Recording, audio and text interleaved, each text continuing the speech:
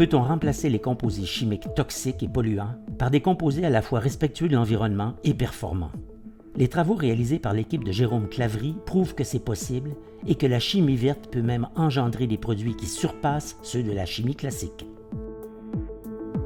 Notre laboratoire travaille sur les produits thermodurcissables, qui sont des produits qui deviennent durs lorsqu'on les chauffe. Alors, dans la vie de tous les jours, on en connaît un grand nombre, comme les époxys, les silicones ou les polyuréthanes. Nous travaillons sur les époxys. Les époxys ont été développés dans les années 50 ou 60, à un moment où les préoccupations environnementales n'étaient pas des préoccupations trop importantes. Et en particulier, ils utilisent comme point de départ les bisphénols. Et actuellement, le bisphénol A est considéré comme un produit toxique au Canada. Ça fait à peu près une vingtaine d'années que les scientifiques cherchent à remplacer ces époxys à base de bisphénol A par des époxys plus verts.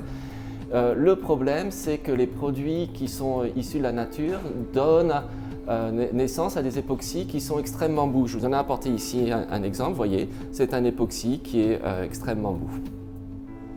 Notre invention a consisté à développer une famille nouvelle d'époxys qui sont verts et qui sont aussi extrêmement durs. Alors pour ça, j'ai eu la chance d'avoir une équipe exceptionnelle avec un étudiant en particulier, le docteur Basile Comarieux, qui a travaillé là-dessus pendant un grand nombre d'années.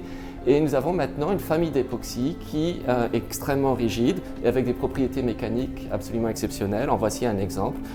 C'est peut-être difficile à voir, mais c'est aussi dur et aussi tranchant que du verre. Alors les époxys, on les retrouve un peu partout.